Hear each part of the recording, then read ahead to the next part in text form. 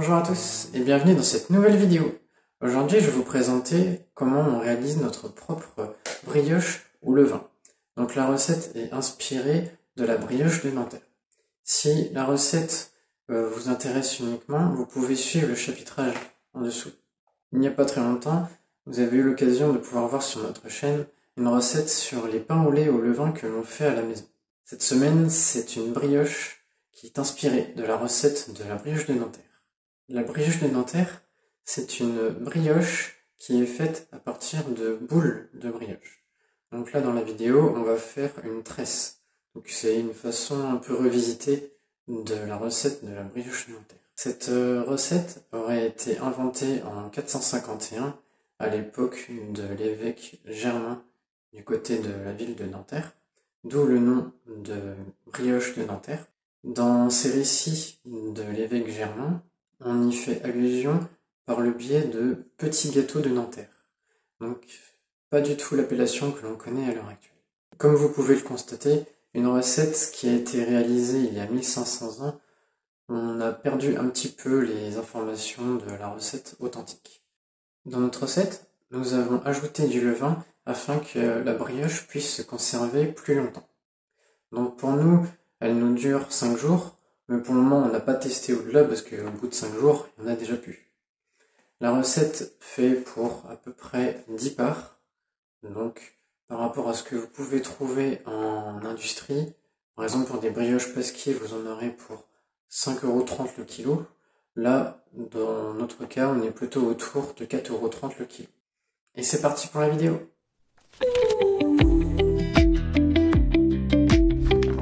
Pour réaliser la recette, prévoyez de commencer votre levain 24 heures avant. Vous en aurez pour une quinzaine de minutes pour réaliser la recette. Voici les ingrédients. Avant de commencer votre brioche, vous pouvez tester votre levain. Pour cela, réalisez le test de flottaison. Je commence donc par verser de l'eau dans une tasse transparente, puis avec une cuillère, je prélève une partie de mon levain. Et on vérifie si le levain flotte. Le levain flotte lorsqu'il est prêt et lorsqu'il est suffisamment gonflé avec l'air. On ajoute les 3 œufs, puis les 30 g de sucre. On fait blanchir les œufs en les fouettant avec le sucre. On retire le fouet, puis on met l'adaptateur à pétrin pour pouvoir réaliser la pâte. On commence par verser les 300 g de farine, puis on mélange le tout jusqu'à que ce soit homogène. Après environ 2 minutes, c'est totalement mélangé et homogène, et on va pouvoir incorporer les 90 g de levain. Après à peu près 4 minutes à vitesse 2, ou vitesse modérée, on va pouvoir ajouter les 125 g de beurre coupé en morceaux. On garde le robot à vitesse 1 pour éviter que le beurre ne colle les uns avec les autres. Et après 10 minutes de pétrissage, la pâte est prête. Je la recouvre donc d'un torchon et je la mets au repos pendant 4 heures. Vous pouvez positionner la pâte près de la fenêtre ou alors près d'un chauffage. La température idéale est d'environ 23 degrés.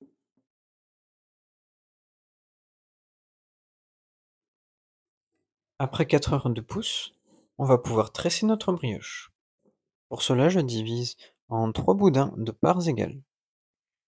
On commence par fariner le plan de travail pour éviter que la pâte ne colle. Vous pouvez découper votre pâte en d'autres formes. Là, on voulait faire une tresse, donc c'est pour cela qu'on a fait 3 boudins. Pour avoir 3 boudins égaux, la part fait à peu près 230 g. Lorsque mes boudins sont prêts, je peux donc réaliser ma tresse. J'essaye tant bien que mal de faire une tresse dans mon moule, c'est bien plus pratique que de devoir la porter. La petite astuce pour éviter que ça ne se casse, je rabats les extrémités et je pince légèrement pour éviter que ça ne se casse. Maintenant on laisse reposer entre 8 à 12 heures à température ambiante, recouvert d'un torchon.